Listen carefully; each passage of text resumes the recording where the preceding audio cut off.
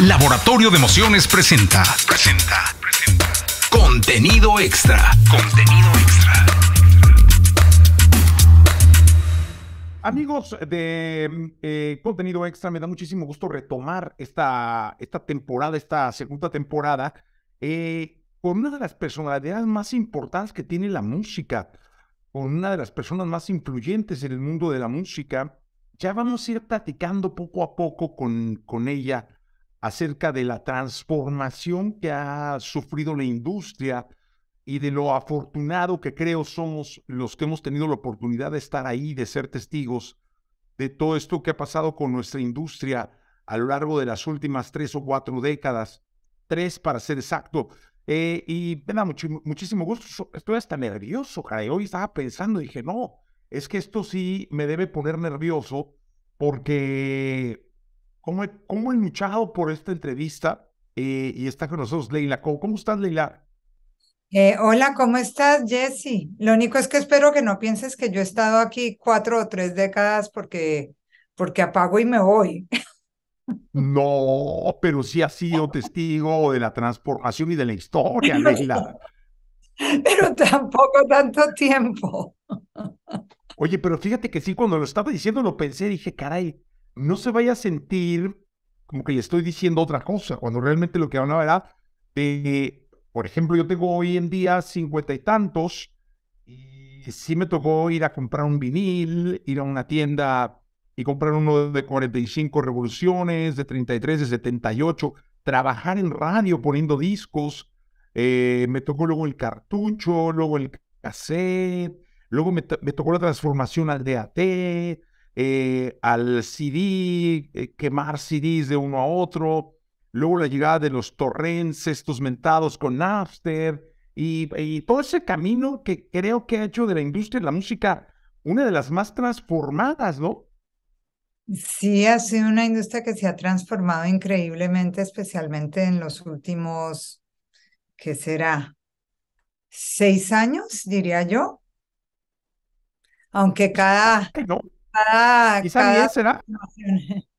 Bueno, no sé, yo lo veo como el gran switch, creo que fue cuando empezó el streaming. Pues sí, serían 10 que empezó, pero yo creo que en nuestra música latina el streaming de verdad se empezó a sentir de una manera que hizo impacto. Yo te diría que hace 6 años es cuando yo como que vi que dio un vuelco, de verdad. No porque no viniera el streaming antes, sino como que todo el mercado latinoamericano maduró suficiente para poder tomar ventaja de eso. Oye, y cuéntale un poco a la gente que nos está escuchando, la historia de Leila, pianista, colombiana. Cuéntanos un poco cómo inicia tu relación con la música. Bueno, yo soy colombiana desde muy chiquita, vengo de una familia muy musical. Mi mamá es pianista, era una pianista amateur, pero muy buena.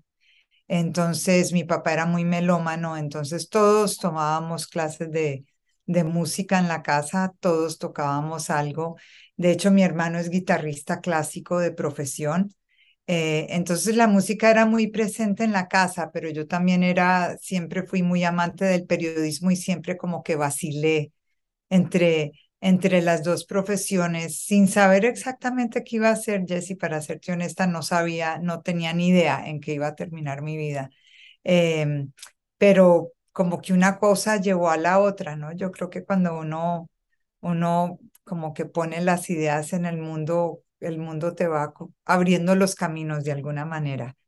Y he tenido Oye, mucha suerte, se me han presentado grandes oportunidades, creo que las he sabido aprovechar, algunas, no sé si todas, pero sí estudié piano en Nueva York, en el conservatorio, y, pero a la hora terminé haciendo periodismo y empecé a hacer periodismo musical en Los Ángeles, y bueno, y aquí me tienes.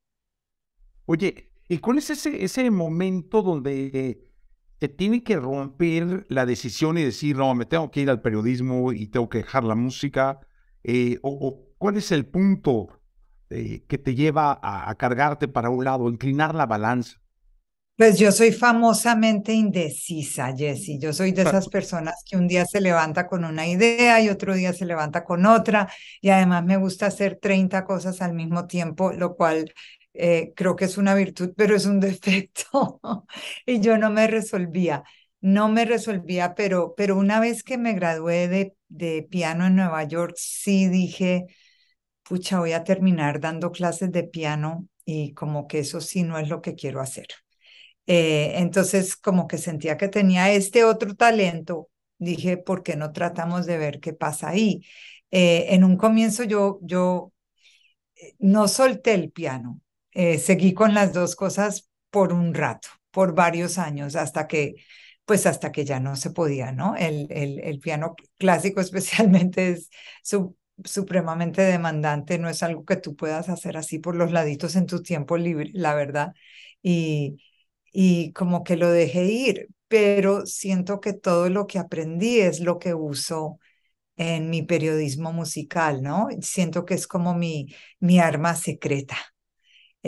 Ahora mucha gente sabe que toco piano, antes no sabían, pero sí siento que es mi arma secreta porque creo que me permite hablar con los artistas como no sé, como de un lugar como más no quiero decir tanto de tú a tú, pero como que entiendo algo de lo que hacen. Oye, y dime una cosa, yo siempre respetaba a los pianistas, pero porque creo que tiene una magia muy especial la coordinación, es decir, tienes que con los pies, las manos, dar acordes que lleven a una sinfonía o a una canción o a una melodía. Eh, Todo eso de alguna manera te ha servido para estructurar un artículo, una revista o una entrevista. Sabes que nunca lo había pensado de esa manera, pero sí creo que dicen por ahí, ¿no? Que si los niños estudian música les va mejor en el colegio, todas estas cosas. Sí es una disciplina, así como el periodismo es una disciplina. Entonces sí creo que ayuda en el sentido que tú tienes que sentarte y pensar, este es el comienzo, el medio y el final. Esto suena estúpido, pero es cierto, ¿no? Uno cuando está escribiendo, uno realmente tiene que saber cómo empiezo y cómo termino y cómo lleno la información esencial. Entonces, en ese sentido, sí creo que son como bloques, ¿no? Lo que tú dices del piano, porque el piano es un instrumento que es así muy visual y que tú, no es como la guitarra que no, las notas no están escritas. En el piano sí, todas las notas están ahí, entonces sí es muy visual y sí creo y yo soy muy visual también, entonces sí creo que ayuda esto de imaginar las cosas y de verlas. Yo no sé si tú eres de las personas que escribe todo, yo escribo todo. ¿Tú Yo, también? sí, sabes que yo tengo un pizarrón en la oficina y cuando estamos en junta y todo, soy de los que se paran y tienes siempre que estar escribiendo ideas o lo que están diciendo Sí. y luego todos se paran y toman fotos de mi pizarrón. Porque ahora los jóvenes todo lo apuntan en el celular, ¿no? Todos están ahí tomando sus notas Sí, en su... no es lo mismo, ¿verdad? No, entonces yo mi No. pizarrón llego y apunto y ahí andan al final todos tomándole fotos. Sí, yo me mando noticas, pero no es lo mismo. Cuando yo me siento aquí con mi libreta, tengo así un notepad grandote, aquí lo tengo en mi otro escritorio y escribo todas las reuniones, escribo ta, ta, ta. Y después obviamente no encuentro los apuntes, pero bueno, esa es otra historia. Oye, yo siempre he dicho que el periodismo musical es una trinchera maravillosa porque es una forma extraordinaria de estar en la música, de promoverla, de confrontarla y de ser parte de esta industria maravillosa sin tener que subirte a a un escenario, ¿no? ¿Tú qué Sin tener piensas que... del periodismo de la música? Mira, pienso que ha cambiado mucho y creo que el rol del periodista musical también cambió.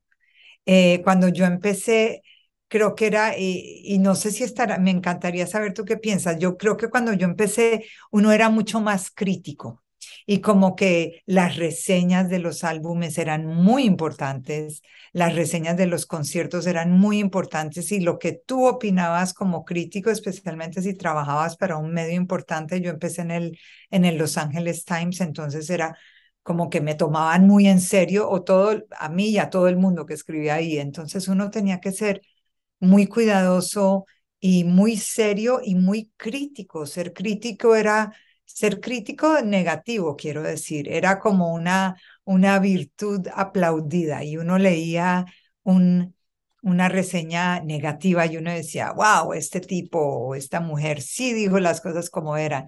Y lo que he encontrado con el paso de los años es que primero que todo, conozco tantos artistas, estoy casada con un artista como tú sabes, que uno se vuelve mucho más, la palabra en inglés es forgiving, como que digo, pucha, sí, uno tiene, uno se puede equivocar y uno puede hacer una canción mala de vez en cuando y hacer música es tan difícil y exponerte es tan difícil y que venga un cualquiera y le diga a uno, ay, lo que usted hizo es horrible, eso es horrible. Entonces soy mucho más sensible a eso por una parte y por otra parte encuentro que el público le importa menos lo que el crítico o la crítica musical tenga que decir.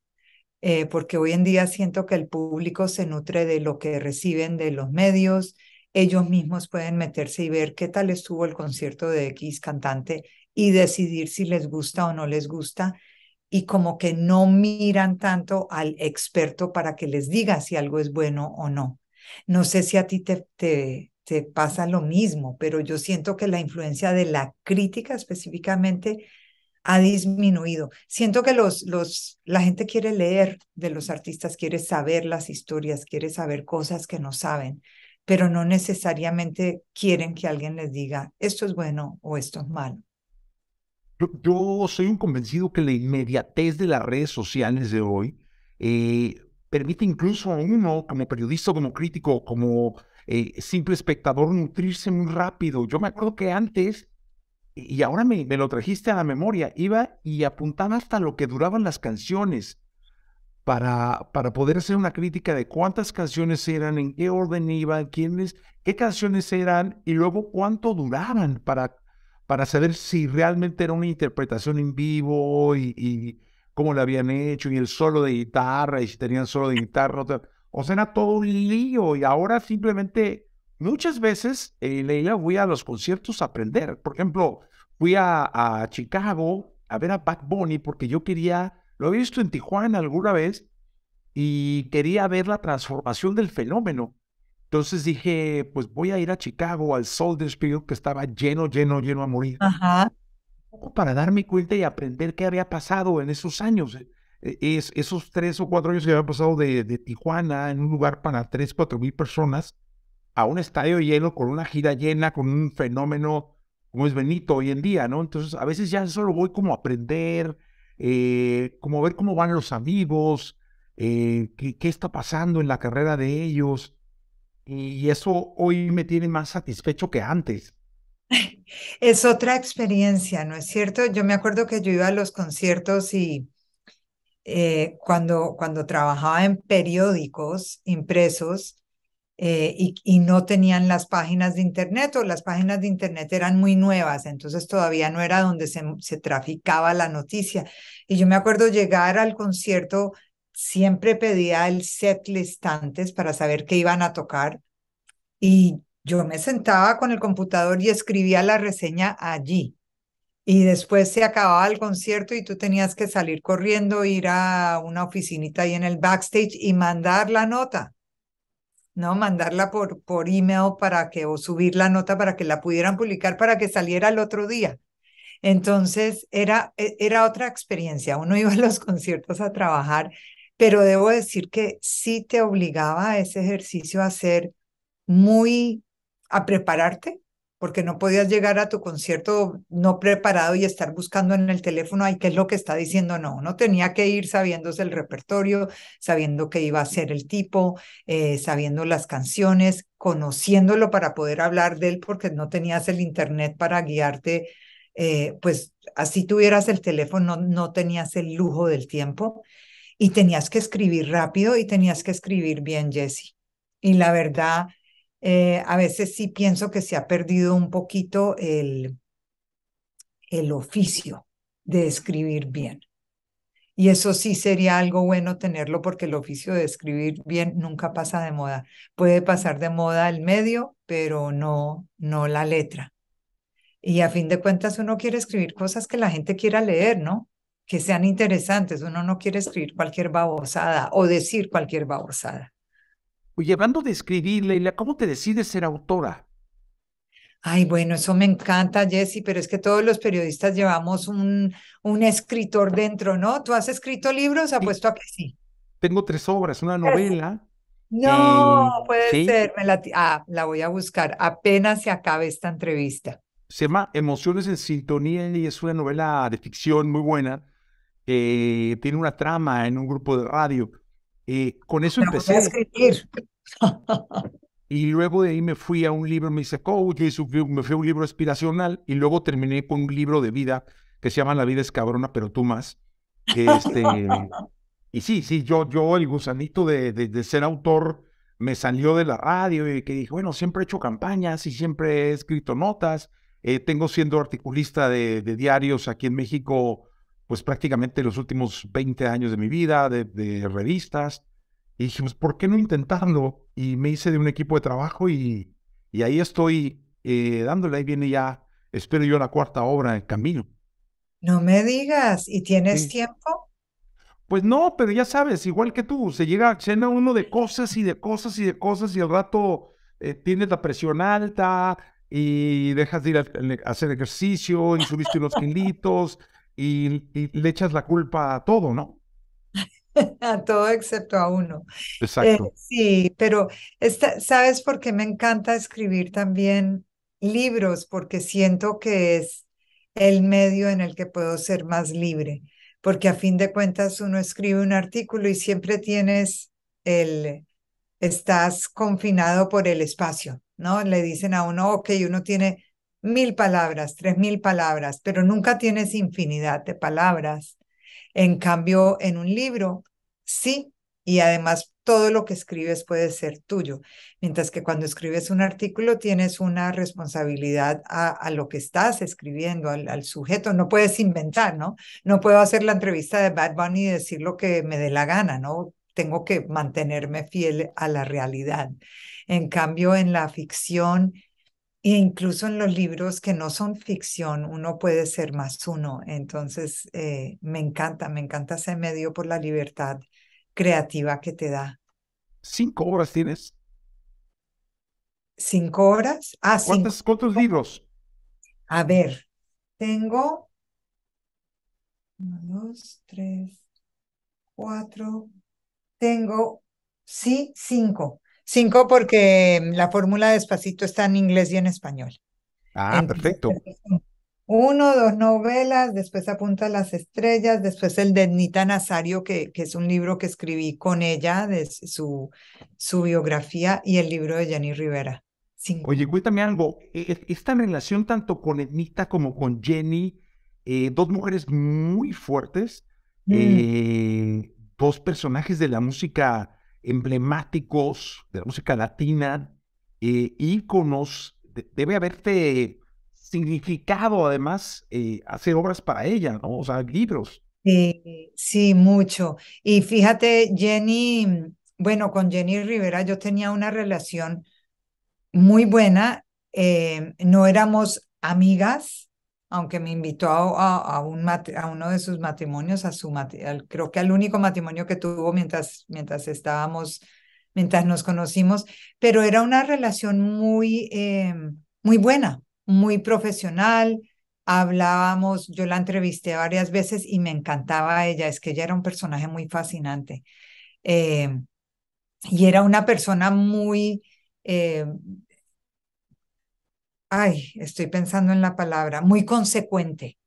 Ella nunca fue que un día decía esto y al otro día decía lo otro. No, yo cuando escribí el libro y como que revisé todas mis notas de todo el tiempo que había hablado con ella, ella nunca, a través de los años, siempre mantuvo muy firme como que su mensaje y su filosofía de vida. Y a mí ella me parecía admirable. Ella se murió y No fue su familia la que me pidió el libro, fue la editorial. Me llamaron y me dijeron, queremos un libro porque se murió Jenny Rivera, queremos una biografía, estamos buscando quién la escriba. Y yo me basé mucho, Jessie, en lo que yo sabía, en mis entrevistas y en entrevistas anteriores. No me metí como a conjeturar qué había pasado, ni a ficcionalizar las cosas. Yo lo basé muy precisamente en récords que ya estaban escritos, en entrevistas de otra gente que cité, pero en récords públicos. Y aún así es una vida fascinante, te digo, Ah. es una vida fascinante. Oye, y empezaste con una novela, ¿no? Sí, empecé con la novela es mi bebé y tengo como 3 novelas aquí en este aparato empezadas que no he terminado, pero las voy a terminar. Están ahí todas dando vueltas, como las tuyas, estoy segura. Oye, dime una cosa, de este LA Times, ¿a dónde se va, Leila? O sea, ¿cómo va tu carrera en el periodismo hasta llegar a lo que yo considero, y así crecí, o sea, con esa cultura de radio crecí, hasta llegar a lo que para mí es la Biblia de la música, es Billboard? Bueno, fue un camino muy, dio muchas vueltas.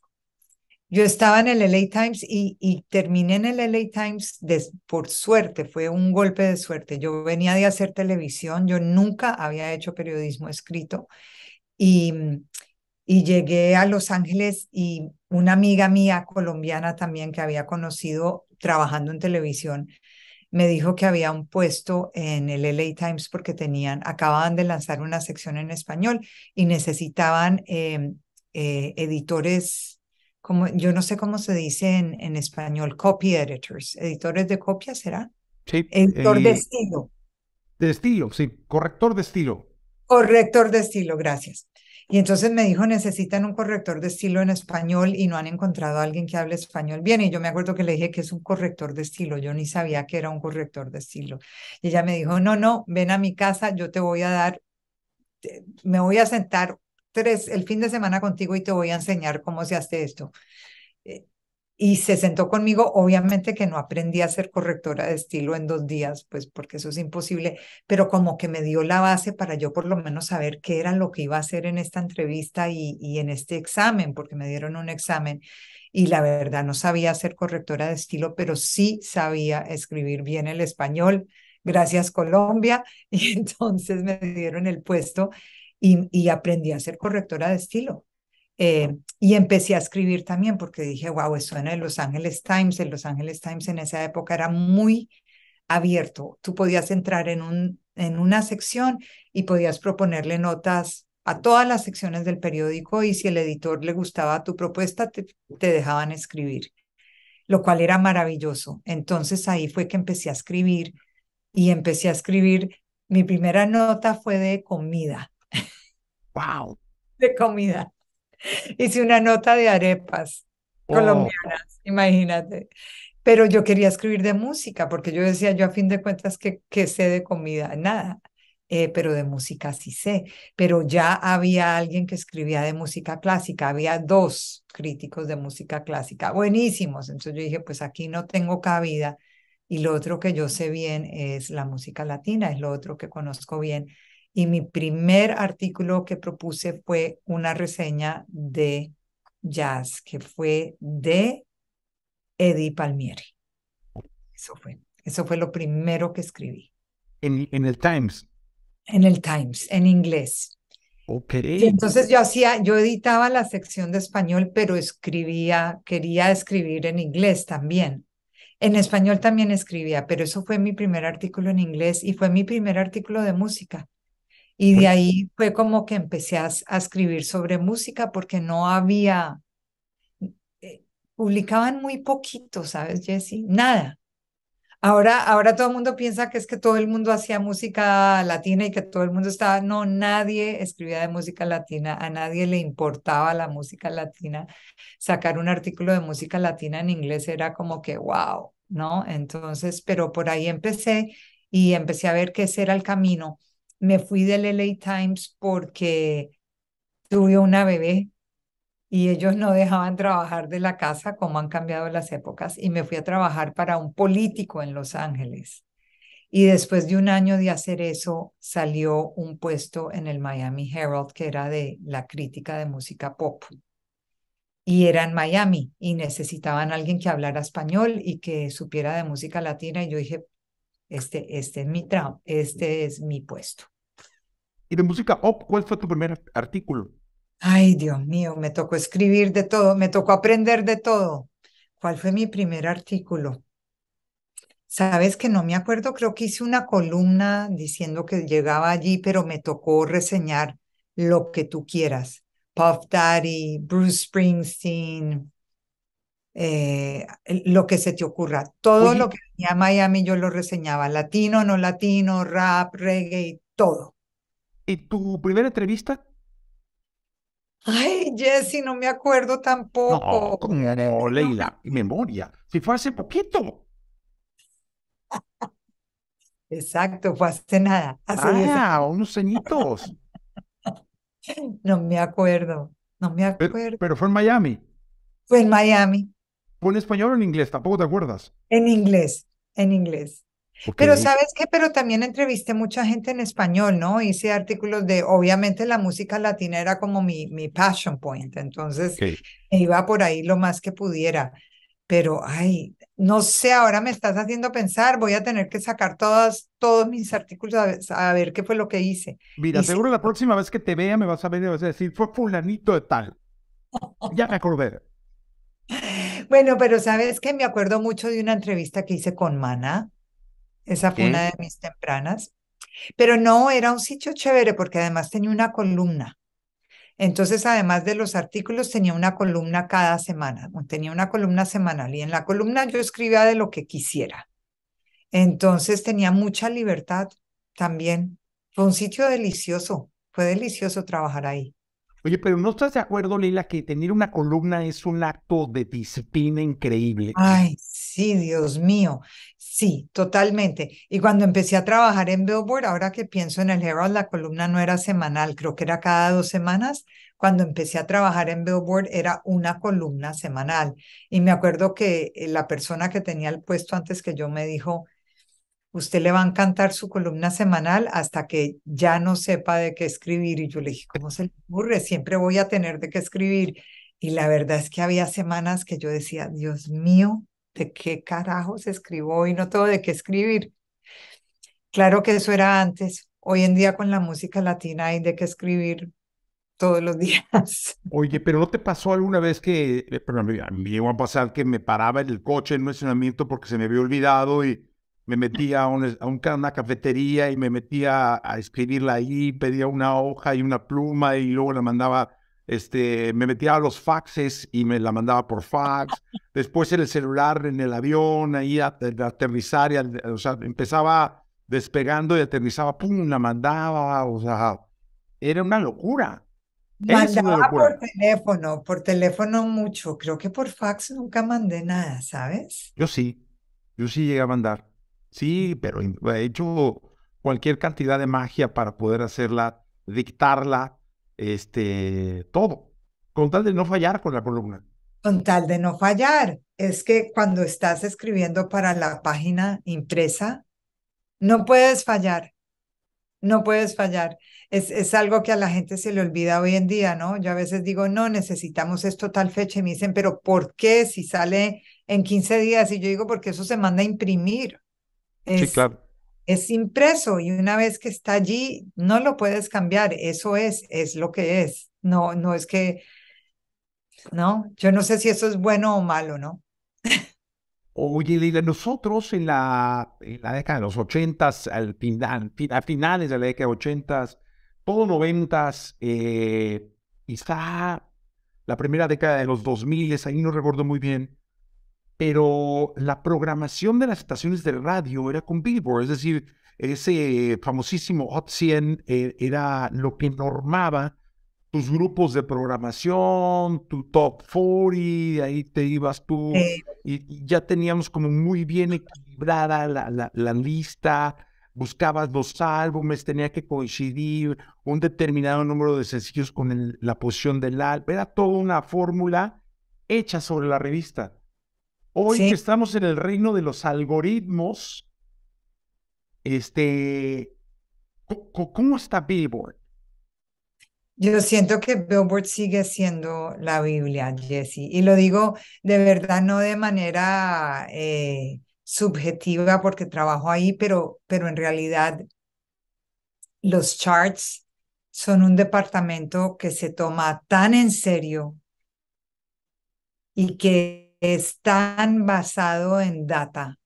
No es, hay gente que todavía piensa, hay gente que me llama y me dice, ay, yo quiero ser número uno. Yo digo, pues tienes que conseguir que la canción la toquen, conseguir los streams, porque también es un chart dinámico. Entonces, antes, hace 1000 años, era un chart que se basaba, cuando primero empezó, era un chart que se basaba en las tocadas en radio En y en la Airplays. venta, ¿no? Porque por Sí. allá en los 50, cuando empezaron los charts de Billboard, se vendían los sencillos.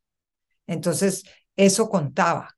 Y la manera como se contaba era que las ventas eran por SoundScan. Entonces, el SoundScan es cuando tú escaneas el código de barra de lo que compras. Y eso, ese scan se le reportaba a Nielsen, que era la compañía que hacía el chart, que nos daba a nosotros la data. O sea, Billboard no, Billboard tiene una compañía, una tercera, que hoy día se llama Luminate, que es la que recauda todo el data durante la semana y después nos lo manda a nosotros. O sea, todo esto asegura que sea un proceso súper transparente y súper honesto. Y el chart entonces era primero de radio, después de radio y ventas, y después le metimos los streams. Entonces no es solamente radio. Hay gente que piensa que solamente es radio. No, el Hot 100 es un chart que incluye radio, streams, ventas. Y el Billboard 200, que es el chart de álbumes, igual. Entonces, por ejemplo, como ya se venden menos discos físicos, tenemos toda una fórmula donde decimos si una canción, si las canciones de un disco tienen X número de streams, esto cuenta como una venta de discos. Porque hay gente que compra el disco y lo baja, hay gente que lo tiene como suscripción, hay gente que sencillamente hace play. Todo eso lo tenemos una fórmula. Que yo te diga, la fórmula es perfecta, pues seguramente no, ¿no? Porque esto es como un ecosistema tan dinámico que es muy duro, pero sí te puedo decir que nos llega el consumo de todas partes. Entonces es el consumo de radio, es el consumo de YouTube, de Spotify, de Apple, de las tiendas que todavía venden discos. Entonces está todo allí agregado y con eso armamos el chart. Entonces el chart de verdad, hay muchos charts de Billboard, ¿no? Está el Hot 100, está el Billboard 200, está Hot Latin Songs de las canciones latinas.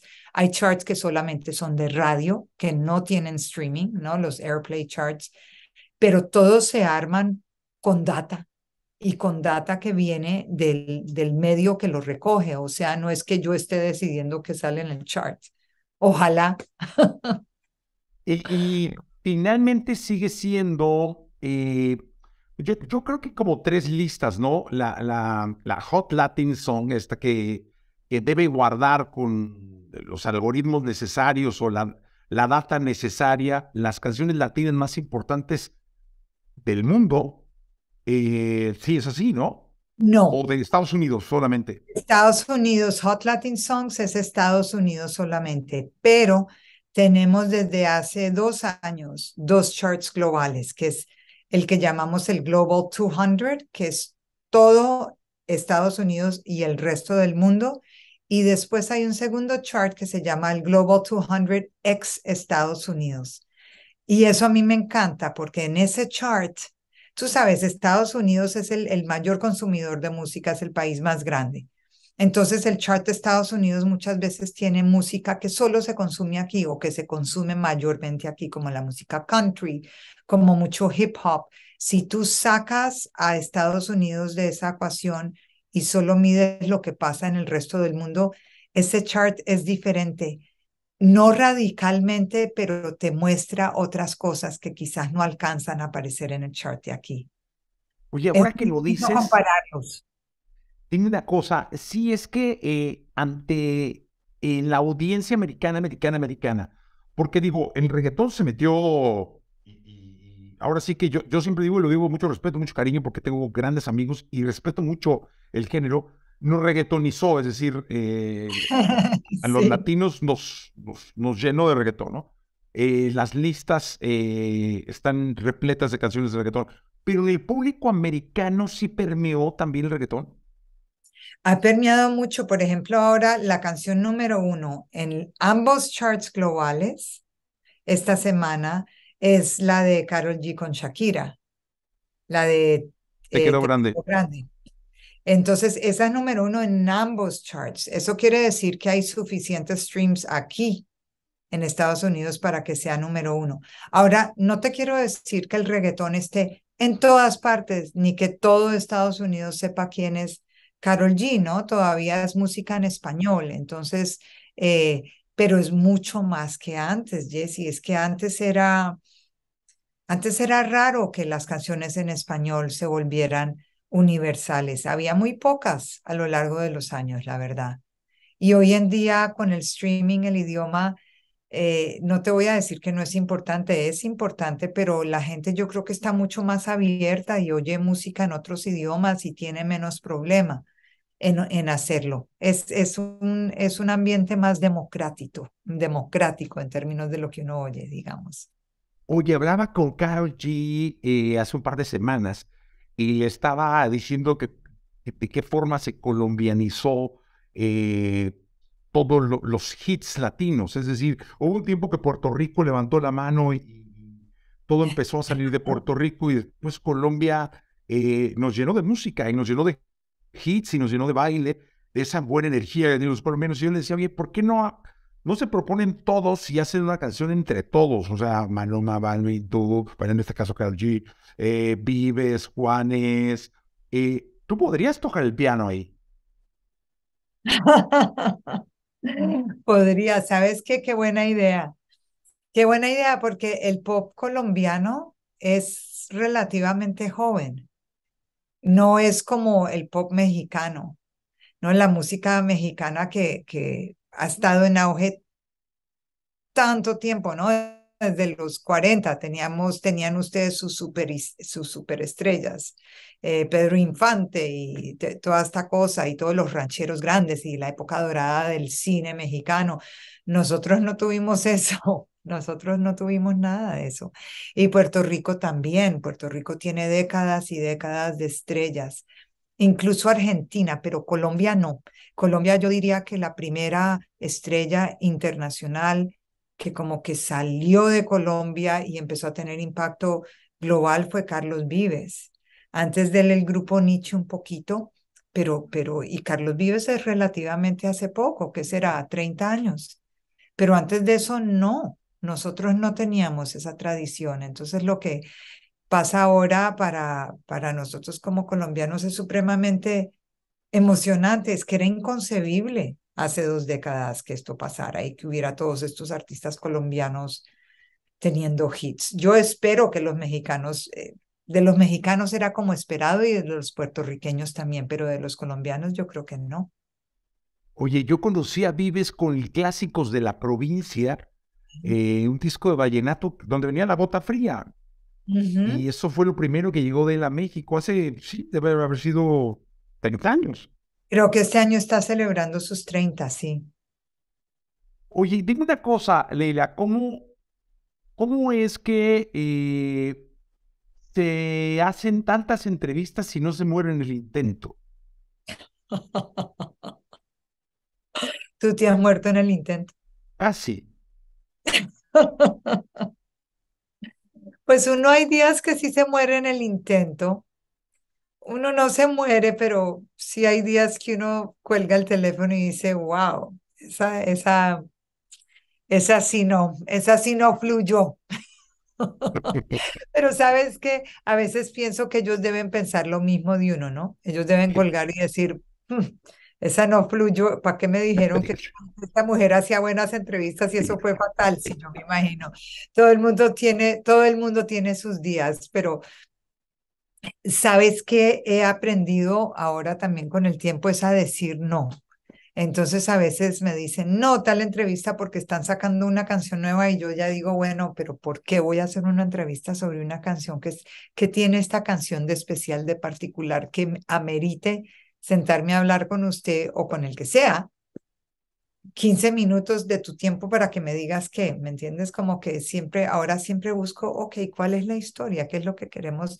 ¿Qué es lo que estamos contando que quizás no sepan o quieran saber y que tú me quieras contar? Porque si no me quieres contar nada, que Oye, los que nos dedicamos a la música desde hace tiempo, y hemos hecho una base, hemos construido con historias, con muchísimo trabajo, pues, qué sé yo, trayectorias, carreras. Hoy en día, con TikTok, con Instagram, eh, van y vuelan los opinólogos, los criticólogos, van y vuelan las noticias que no tienen un sustento de un medio de nada. La opinión va para un lado y va para otro. En segundos se arman unos chismes brutales que luego tiene uno que andar aclarando ahí, con sendas entrevistas que te piden por favor que hagas. Eso ha cambiado mucho el periodismo, ¿no? sí lo ha cambiado. No, no quiero decir que de manera negativa, pero sí hay mucha mala información allá afuera.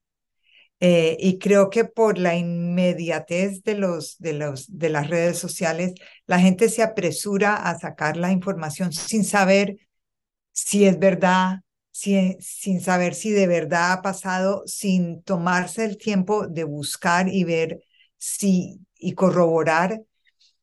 Y es una lástima, ¿ah? Porque de verdad crea problemas, se generan chismes que no son que no son ciertos, y entonces yo a veces aclaro, yo a veces digo, no, esto no fue, me pasó con Bad Bunny, cuando lo entrevisté a fines del año pasado, que hice una entrevista larga con él no había hecho entrevistas en mucho tiempo ya porque estaba hacia el final de su gira, y en la entrevista dijo que se iba a tomar tiempo off en este año. En ningún momento dijo me voy a retirar. Y al día siguiente que salió esa entrevista, salieron un montón de artículos diciendo Bad Bunny dice que se va a retirar. Y yo decía, pero nunca dijo que se iba a retirar. Obviamente no se está retirando. Pero eso es un ejemplo. Hay miles. Entonces, yo lo que diría es, el hecho que sea información rápida no quiere decir que deba ser información mala. Y el hecho que tú te asegures que sea información correcta, de ninguna manera es menos para ti, al contrario, es más. Y también le digo a los artistas, porque muchas veces todos queremos entrevistar a ciertos artistas, ¿verdad? Y a veces cuando a mí me dicen, no, es que están muy ocupados, yo digo, mire, ustedes resuelvan con quién quieren hablar y quién quiere que les cuente la historia, pero yo quisiera pensar que querrían hablar y querrían que la persona que sea la vocera de la historia que ustedes quieren contar sea alguien que por lo menos se los toma en serio, ¿no? Porque si van, si no les importa, pues entonces no sigamos teniendo la conversación, ¿me entiendes? Pero los artistas a medida que se van volviendo más grandes son un poquito más como que preciosos de con quién hablan y con quién comparten cosas. Entonces, compártanlas con alguien que los está tomando en serio. A mí sí me parece, pues yo no ayudo, ni me ayudo yo, ni me ayuda el artista tratando de sacar solamente el chisme o como que, no sé, vamos a ver qué le podemos sacar a este, cuál es el picante que podemos decir de eso.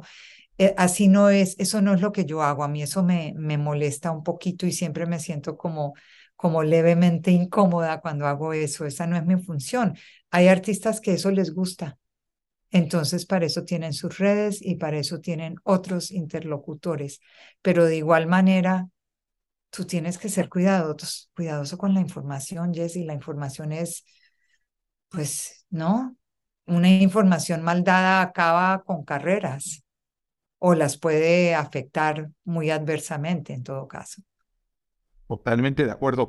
también en este podcast alguna vez alguien comentó, y creo que fue Walter Cohn, que decía que con la rapidez con la que vivíamos la música hoy en día, era más difícil hacer clásicos. Es decir, antes, poníamos el ejemplo, una canción duraba 6 meses, de 3 a 6 meses, ¿no?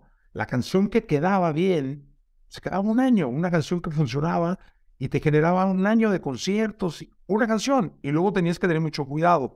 Ahora los artistas sacan canciones casi cada mes, es decir, es muy complicado darle su tiempo de repetición y su tiempo de maduración por la rapidez con la que va la industria, o algunos artistas de la industria. Sí, pero sabes que yo entiendo que lo hagan porque necesitas el algoritmo, necesitas estar sacando música nueva, pero también creo que es un problema de los artistas y de los sellos y del que sea que está detrás, eh, de pedir tanta música tan frecuentemente. Esta noción de que yo soy tan bueno que puedo sacar una canción cada 8 días, nadie es tan bueno, ¿no? Nadie es tan bueno. Y no, hacer una canción no es lo mismo que escribir una columna, fíjate.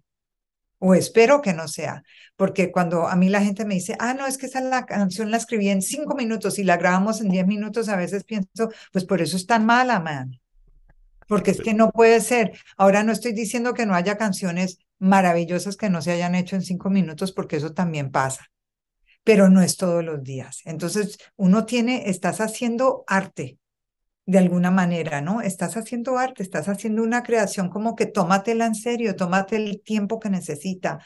Yo prefiero que los artistas saquen menos canciones y que sean buenas a que esta cosa de que todas las semanas te mandan un sencillo, a menos que sea parte del disco que viene, que eso ya es una estrategia de marketing, pero cuando tú notas que están sacando las canciones por sacarlas y lo oyes, tú lo oyes.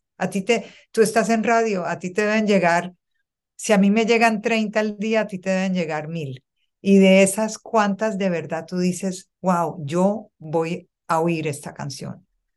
¿Habrá 3, 4? Sí, Yo a por ahí. veces, yo a veces oigo los playlists de New Music Friday y digo, no puede ser posible. Acá hay un playlist de 50 canciones y hay 5 que dan la cara. El resto todas suenan exactamente iguales. Porque si además tú me dices que es que alguien se está tomando un riesgo, ok, a mí no me gusta, pero hay un sonido distinto, hay algo, pero no, la mayoría todas suenan iguales a las otras. Hacer música, hacer arte toma tiempo, toma tiempo. Y si no toma tiempo es porque eres una de esas personas que es tan buena en lo que hace, que es tan buena en su oficio que puedes hacerlo rapidito. Pero toma tiempo. Yo creo que las grandes canciones, incluso las de hoy en día, han tomado tiempo. La canción esta de Shakira con Karol G, para dar un ejemplo cercano, cuando entrevisté a Karol, le pregunté por esa canción la escribió, me dijo, creo que hace 8 meses, 9 meses, Sí. algo así. Se la mandó, van, vienen, le ajustan. Claro, estás buscando el hit, tienes que trabajarle, no es algo, no, no puedes tomártelo tan a la frívola, tan a la ligera, pienso yo. Es No que quiero que sabes todo el que mundo me caiga encima y diga que estoy criticando todas las canciones porque no es así. Hay canciones que salen y tú las oyes y tú dices, wow, esta canción está brutal, está buenísima. Y después hay muchas que uno dice, ojalá se hubieran tomado un poquito más de tiempo y lo hubieran hecho un poquito mejor, ¿no? sí, como toda obra que tiene que ver con el arte, con la inspiración, con la emoción, yo siempre he dicho que tienen que respirar, como los buenos vinos, ¿no? Que se abren y tienen que entrar el oxígeno, y tienen que respirar y que es mucho mejor darse ese tiempo. Para todo, ¿eh? Para promocionar, para todo. Para todo, pero especialmente, sabes, la música es tan visceral y o te llega o no te llega. Y cuando hablé con Bad Bunny, de hecho, hablamos de colaboraciones y porque le pregunté por cómo escogía él a sus colaboradores, que no siempre son los que uno se imaginaría, ¿no? Y entonces él dijo, es que una colaboración es algo, dijo, es que es casi sagrado, estás haciendo algo que se queda. Tú grabas eso, lo sacas y ahí quedó. Anda tú a bajar algo que ya está. Entonces, de verdad, los artistas, especialmente los nuevos, creo que tienen que de verdad pensar qué es lo que estoy mandando yo al mundo. No estoy diciendo que no saques nada porque uno siempre cuando está creando, uno nunca termina, ¿no, Jesse? Claro. Los músicos dicen que las canciones las terminan cuando hay que sacarlas o no sé qué, eh, pero hay hay un término medio entre siempre estar cambiando algo y entre sencillamente sacar lo primero que se te ocurre, que no siempre es lo mejor. Oye, yo siempre he dicho que este asunto de estar en la lista de Billboard es importantísimo en el currículum de cualquier artista. Todas las grandes estrellas, digo grandes leyendas de la música, lo primero que ponen en su currículum son las semanas que duraron sus canciones o sus grandes éxitos en el número uno en Billboard. Siempre que nosotros en la radio tenemos que dar las efemérides a las grandes estrellas, siempre hablas de las fechas importantes cuando la canción llegó a su semana número 13 en el Billboard Hot 100, cuando su álbum llegó a la semana número...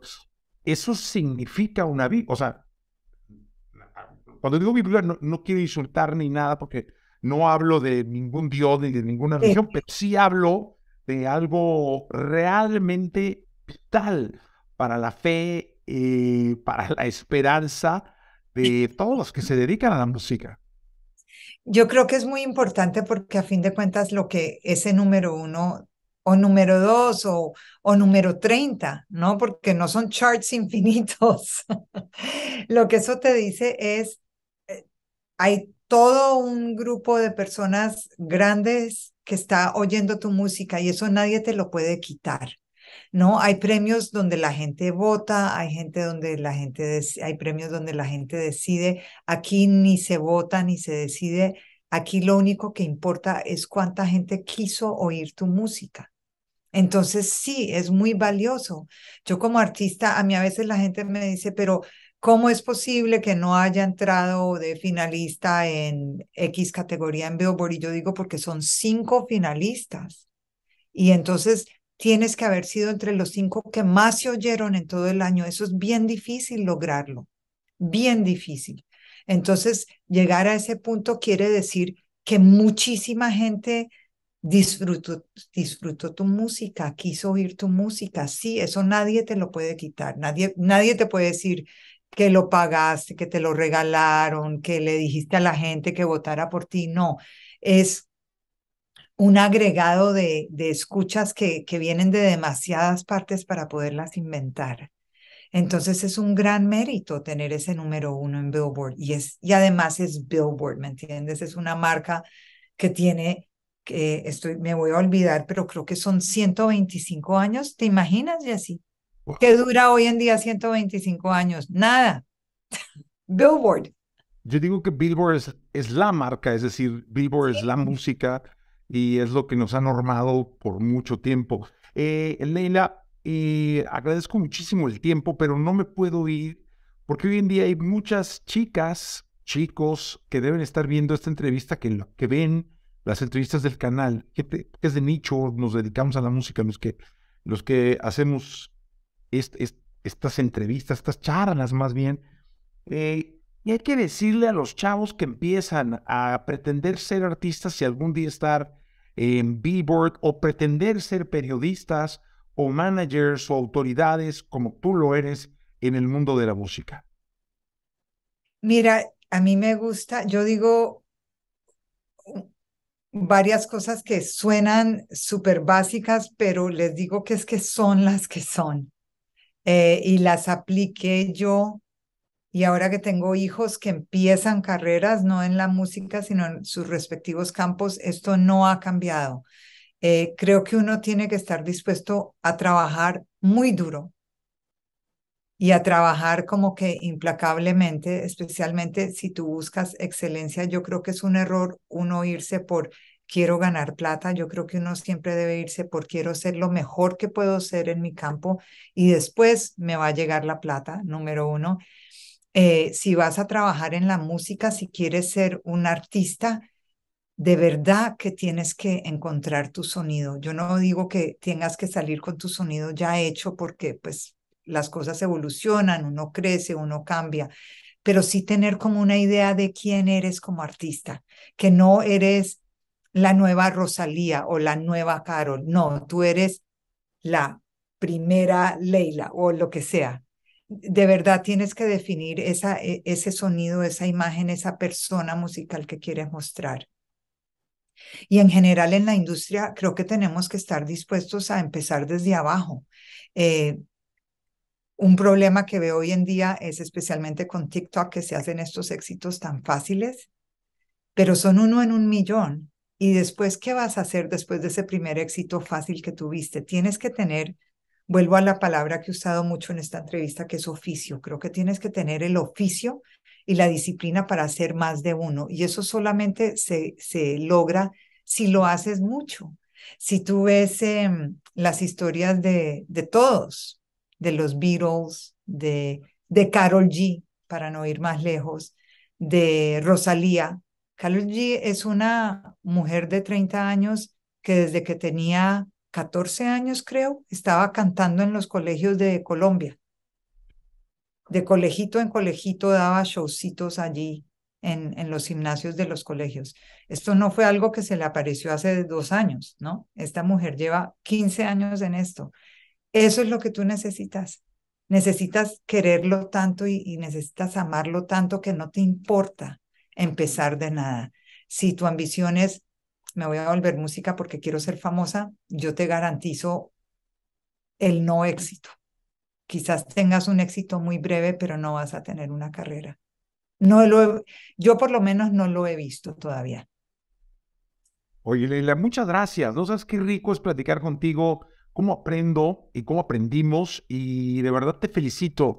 El ser la autoridad en la personalidad que eres hoy en día, el estar en Billboard, encabezando Billboard, es para los latinos un orgullo, un honor, y para mí también es un orgullo y un honor que estés aquí en este podcast. Muchísimas gracias, Leila Cruz. No, Jessy, gracias a ti, finalmente.